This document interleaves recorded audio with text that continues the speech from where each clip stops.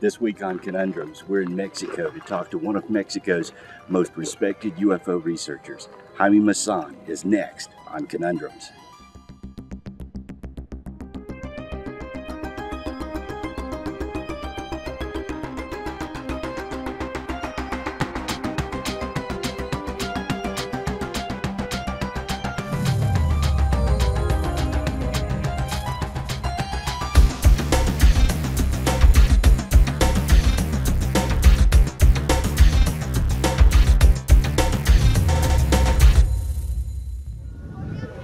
In 1991, Mexico City was inundated with UFO sightings.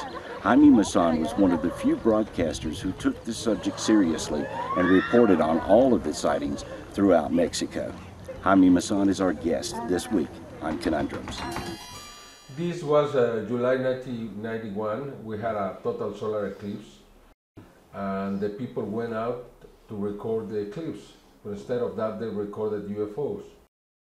There were so many videos that I thought that was important to present them in the television. And from then on, I kept receiving videos almost every day. And at the beginning were hundreds. I don't want to exaggerate, but I received so many videos, so many stories. Then somehow, at that moment, I was a journalist for 60 Minutes in Mexico. I was the anchor of that show. But people wanted me to investigate this. And then I received many invitations from universities, from institutions that wanted me to talk about, to present the results of the investigation. And soon I was identified with this phenomenon, and I was trapped by then. Somehow my investigations, my journalistic investigations diminished, but the UFO investigations increased. So have you now made a business out of this, out of doing only programs? I don't consider it a business. Yes, it is a business because there is no other way to survive. Right. Any investigator that doesn't have the meaning and the ways to survive, to receive the money, presenting this work, won't be able to do it for a long time. Right. Then you have to find the ways to make money, and there are not so many who have done this in this area. You know, that's very unfortunate because I've seen many good investigators disappear, or they need to do something else because they cannot live from this, and many are completely broken because they decided to get related to this phenomenon. Then through my conferences, now through my television show, yes, I've been able not to make huge quantities of money as some people presume, but to make enough money to survive. Right. Of these videos that you've received, is there any one particular one that you find the most amazing or the most fascinating? There are many. There are many? At this time, I cannot say this one is the most important one. Right. There are many important videos like those recorded by Antonio Ursi in Milan in Italy. They are so clear, so close. The ones recorded by Yalçın Yalman in Kumburgaz in Turkey, that's also amazing because you can see the creatures outside the craft. There are many important videos, and there are many important cases too. So you're receiving videos not only from Mexico, but all over the world now? All over the world, yes. And from China, from Italy, yes. Is your program seen worldwide, or is it seen just within Mexico? Well, it's seen in Mexico, but through internet we present, and we have a section with subtitles in English, and then people can follow me in the United States too. Alrighty. I have also a television show in the U.S. and a very small network, LATV, which is national in the U.S. and we've been very, very successful there because we have kept the #1 in the ratings for 1 year, and that's also very important for us. And recently, though, you've done a lot of research into the Creature of Metepec. Yes. Can you tell me about that? Well, yeah, back in June, the end of June 2007, I received in my offices, not these ones because these are newer, I received some people who wanted me to present this creature was dead. I thought it was a monkey. I didn't put too much attention, but I asked one of my reporters to start the investigation. As we were doing this, the owner of this ranch, the man who brought the creature to me, was murdered. Then I decided to stop the investigation because I didn't know what was happening, and I presented this until probably January or February 2008. But somehow attract the attention of the Japanese, and a Japanese crew came to Mexico in December 2008. And that's when I really started the investigation, because I learned that the creature, that there were some pictures of the creature alive. And when I saw that, it's when I really understood that this was not a monkey, this was something else, this was something unknown, and I decided to start a full investigation, and that's what I've been doing for the last year and a half. Yeah, because I've seen the photos too, and the hands look very human, the feet look very human. Absolutely. Yeah. Absolutely. But the scientists don't want to accept this, and they don't want to accept that the photographs were taken with the creature alive. We have at least 4 people who saw this creature alive, who have declared this to the cameras, to the television. And even though I had investigators from Europe, from a university in Europe, they are still saying that this is probably a monkey or something that can be explainable. Well, now, Japanese television, their crew, didn't they do a DNA on it and said that they thought it was human? I've done at least 6 analyses in DNA. The History Channel did one also. And the Japanese haven't done this. The ones who did it were the people from History Channel, and they did it in Canada, and they couldn't find anything. And I haven't found anything in any DNA, and it's not explainable, because when you look at the cells, you can see a nucleus inside the cell. Right. If there is a nucleus, there is DNA. Exactly. Then it's not the explanation that they give, that this is degraded, that they... No, it's not for real. Probably they haven't done the analysis the way it should have been done, because they haven't considered this to be a creature, probably that is from somewhere else, you know. But there are enough analyses, and I can tell you that in just one of them, we found that the creature was human. And this is something that this university in Europe found, and that is why the scientists came from Europe in January 2010. And so far, they haven't finished their investigation. I think they are afraid. At this moment, I can tell you they are afraid of their own findings. Why would that be? Why would they? Oh, because they have to declare that this is unexplainable. Right. And when they say that, everybody's going to be against them, and now they have to defend themselves, and then they prefer just to avoid that and say, oh, this should be a monkey, this should be some, but they don't prove it. Exactly. And at this moment, anybody who wants to talk about this creature has to demonstrate, because we have, we have contact no less than 10, 15 scientists of different specialties to really try to get the truth out of this case. And we have enough evidence that proves that this creature is absolutely unexplainable. There is going to be one day that the world is going to really learn about this incredible case. Exactly. What do you personally think it is? Do you think it's extraterrestrial? I don't think it's an extraterrestrial that came in a craft or was driving a machine or something. It's very small. I mean, it's a very small thing. It looks more like an animal, but at the same time, an animal that is not from this world. Exactly. Then I cannot tell you where it came from. What, as a parallel universe, a hole, as a dimensional hole. Many people claim that there are things like, for example, the so-called chupacabras that came from a different dimension. Things like that. I don't know. I cannot tell you what it is, you know. It's a mystery. It's a conundrum. It's absolutely a mystery. But I think it's a mystery that should attract the attention of the science, the scientists, because this is very exciting. So if scientists wanted to take a look at it, you'd be open to let them? Absolutely. I am asking them to come. Yes. We found that, for example, the inner ear is very sophisticated, nothing related to a primate, nothing like that. And there are enough, the cells reveal that this creature couldn't stand oxygen or water.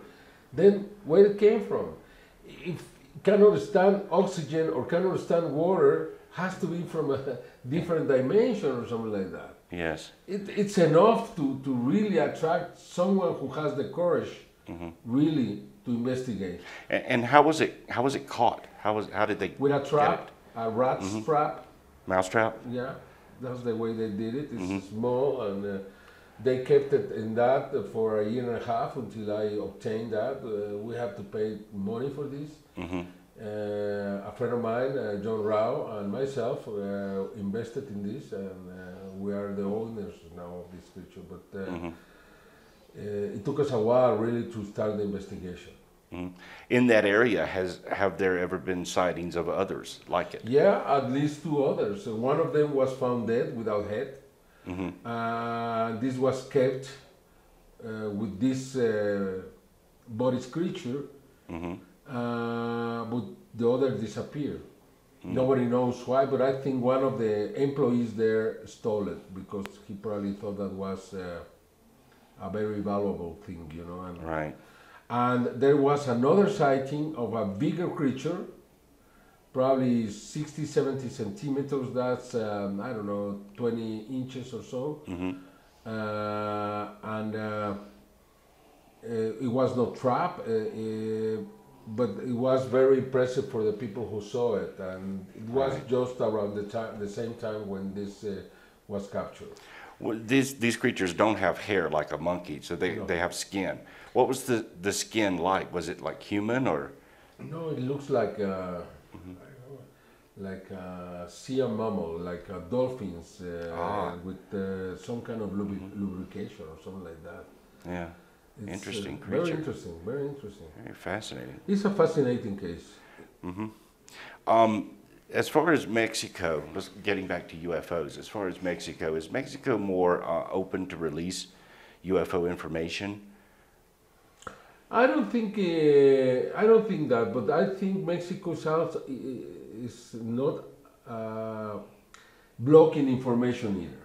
I mean, they gave me a video. The military gave me a video.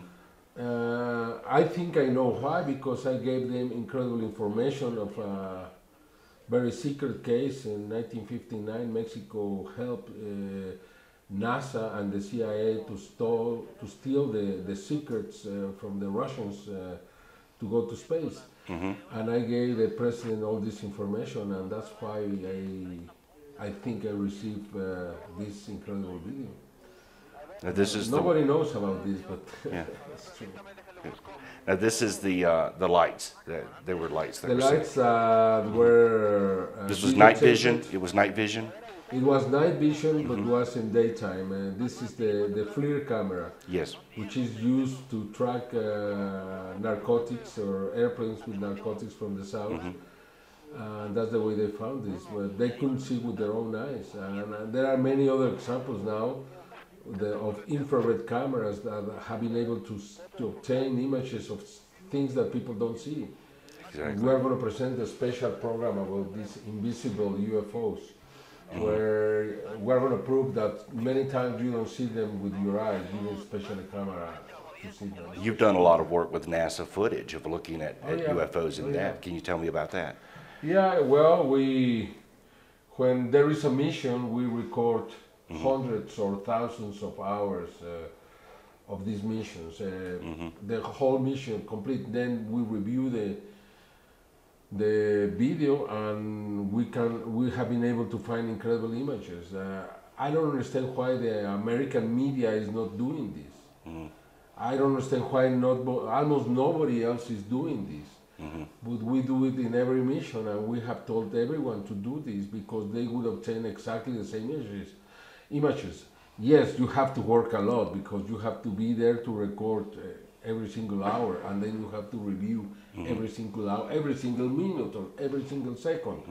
But then you are going to have incredible material that proves that in the space they are following us, they are chasing us, they are making warnings, giving warning to us, and I think that's very interesting, especially when you can demonstrate that and the video is official, then nobody's going to be able to tell you that this is a fake or something like that. Why do you think the United States media will not?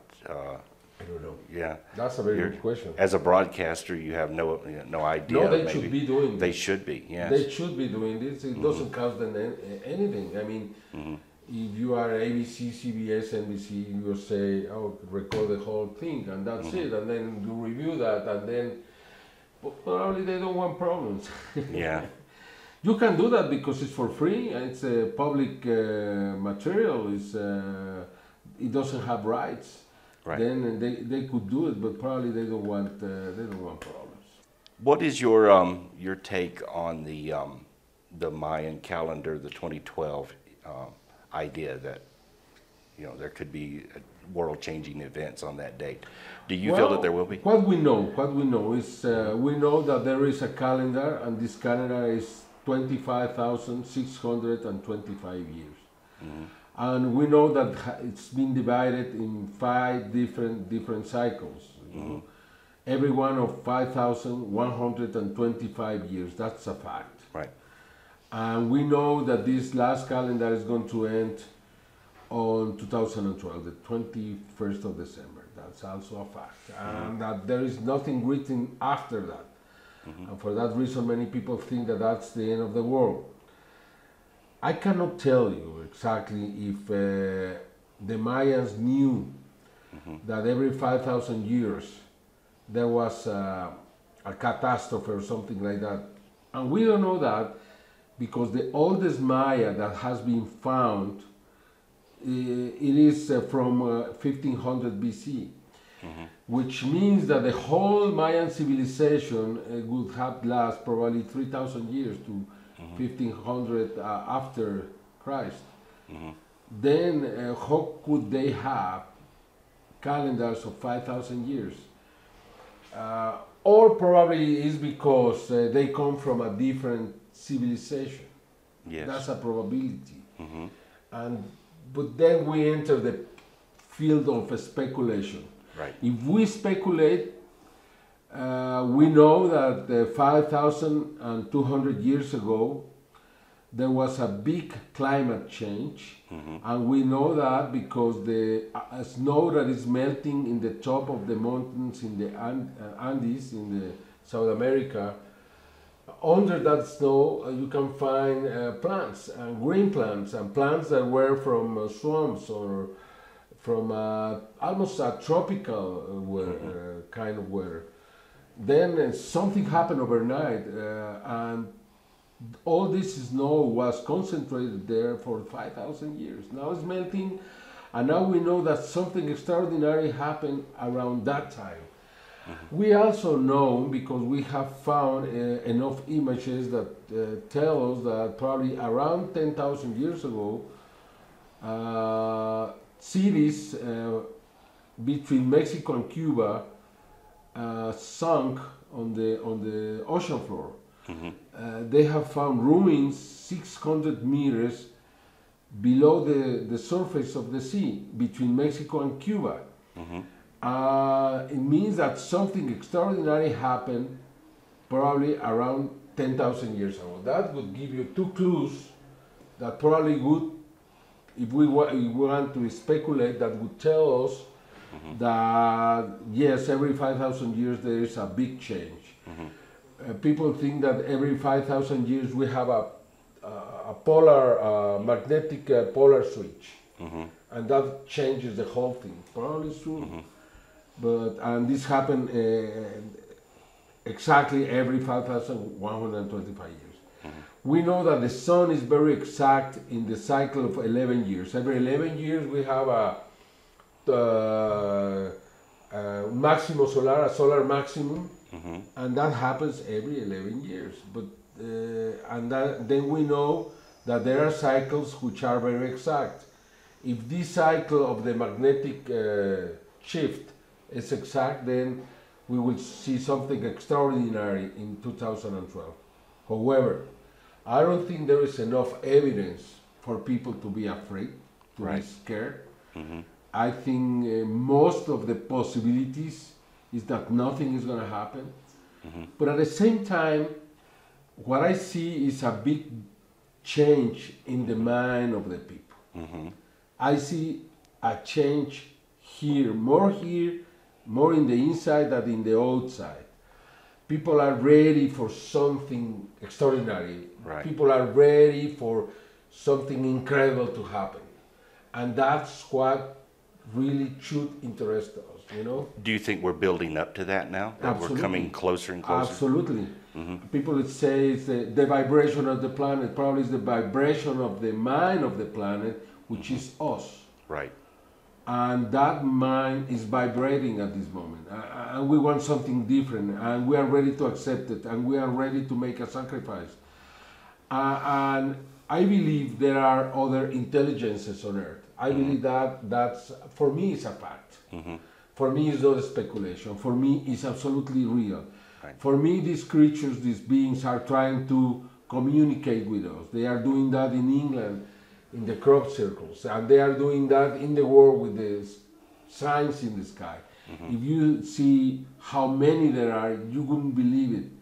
All the investigation, all the images, all the evidence we have now to prove that it's not just on the ground, but also in the sky, where we are receiving these signs. And if they are trying to communicate, probably they know exactly that we are building to that change, and they know exactly what it means, the 2012 event, and probably they will use that to present themselves. Yes. That's a possibility. But I want to be clear, do you think that UFO disclosure would come from a government announcement, or it's going to come from something they do? No, it's from them. The government, the United States government is not willing to do that. We know that for sure. And it's not the government, it's not the president, it's the military. There is a force inside the government of the US who doesn't allow this kind of things to happen. They control it from September 24, 1947, when Harry Truman signed this document saying and declaring that the UFO phenomenon was on national security. It has remained that way for so many years, and I don't think that's going to change, not from them. Yeah. Do you think another country would step forward and release information that they have, sort of trump the U.S.? That's happening. Yeah. And Russia is willing to open more and more, and now we know that England did it, and we know that France did it, and now in Argentina there is a promise of the president to release this, and it's happening in Ecuador, it's happening in Peru, it's happening in Brazil, and many other countries. And now the formations of the crop circles are not just in England, in Germany and Italy. Italy has many this year, and some of them really beautiful, and Germany too. And you have some formations in Czechoslovakia, you have in Russia or Switzerland. It means that the phenomenon is growing. This possibility of communication or giving us signs is now better than ever, and for that reason I think that this momentum is growing, and probably in 2 years we'll be ready, and they will be ready to have a big demonstration. I was going to ask if you could venture a guess, how long do you think it will be? It's very difficult. Yeah.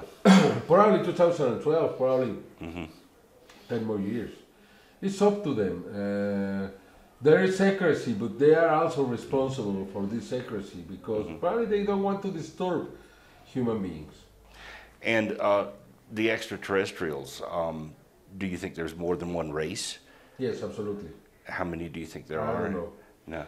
No, but because of the many credible witnesses that we have been able to interview, we know there are different ones, and with besides different interests. I don't think every one of them is connected. I don't think every one of them has communication and knows what the other are doing. But I know that there are universal principles, universal laws, and everyone has to respect that. And that's what is common from all of them.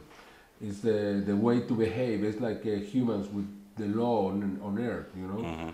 And that's why sometimes, somehow, for example, they don't present themselves because probably it's a law. They cannot force their presence in any planet that hasn't accepted this possibility. And since planet Earth still has not accepted that we are being visited, probably they don't have the right to come down.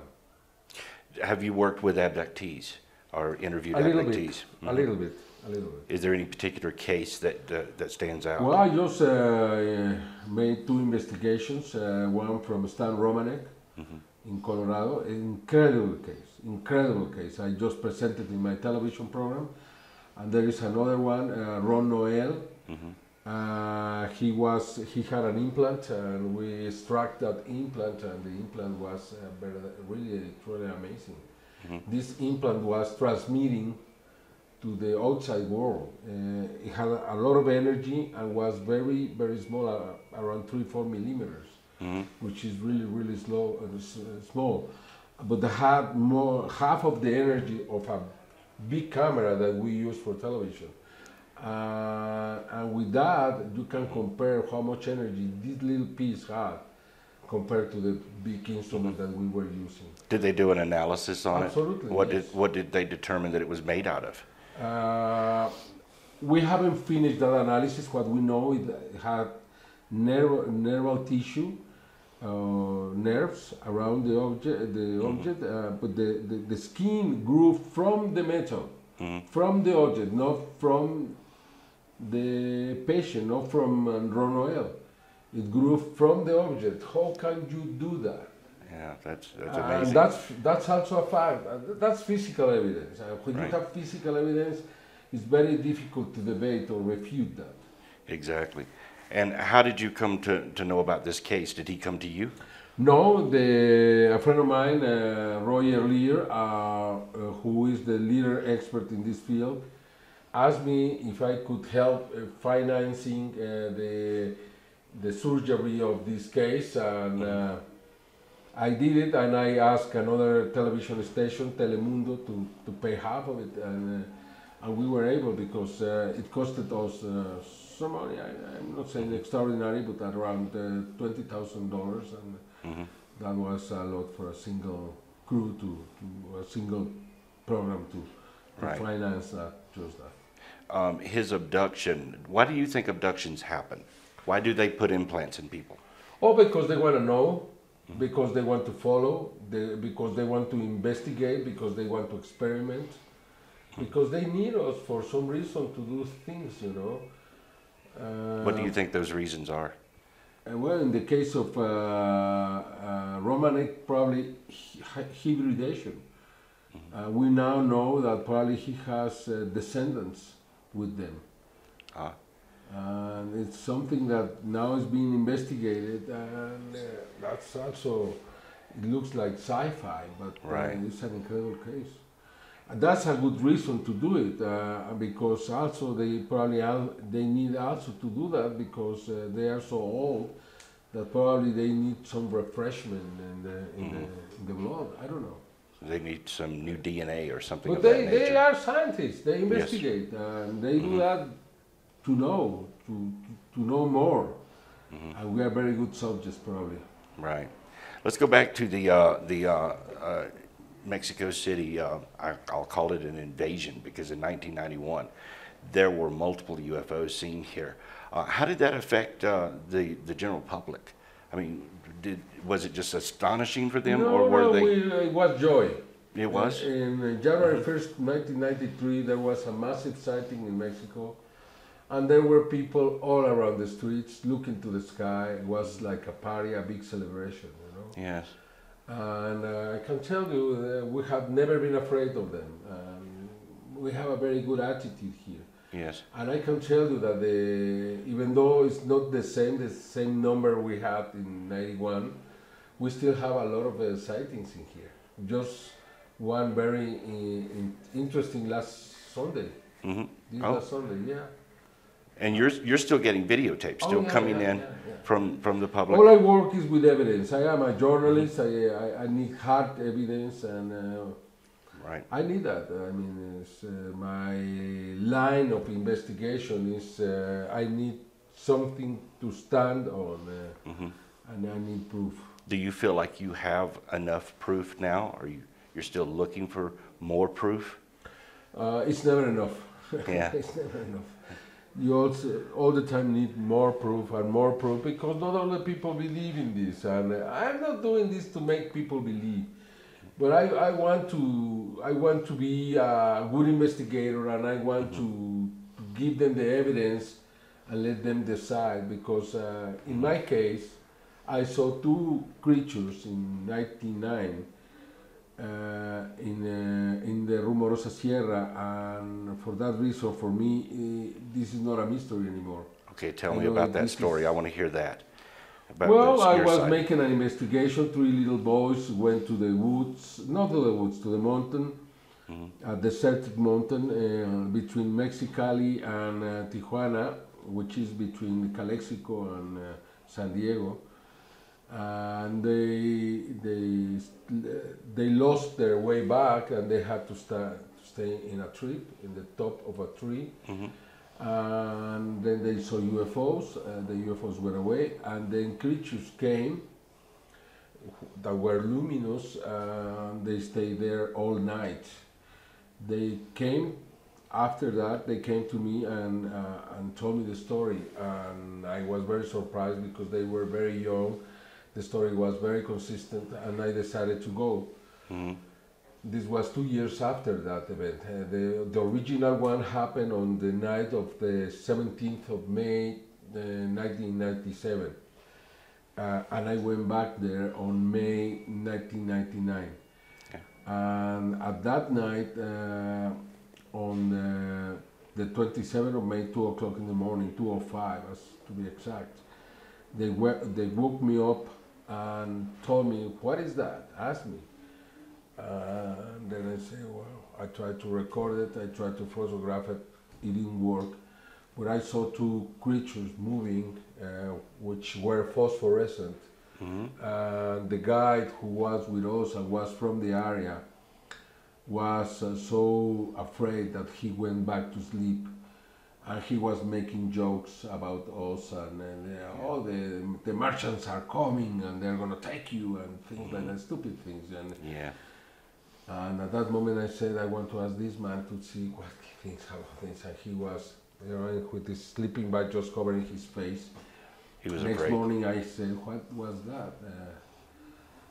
And he said, well, I don't know, that's a revelation of God. And I said, no, that was an animal, probably a deer. No, what a deer. That was a lion, a jaguar or something. No, he said, no. That was something else that was very different. Were they walking upright? They were. Yeah, they were moving, and you can see they were small. You can see the eyes were very bright. They were 70 meters away from us, and the field was very rough. Was impossible to walk through where they were. All the rocks. Was very, very dangerous.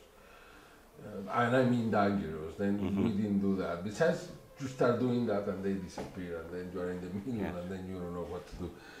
But yeah, we saw it. And you said that you tried to photograph it? I tried to photograph, I tried to videotape, and nothing worked. And nothing worked. I mean, it was for me. I'm not claiming, I'm not saying I'm not going public.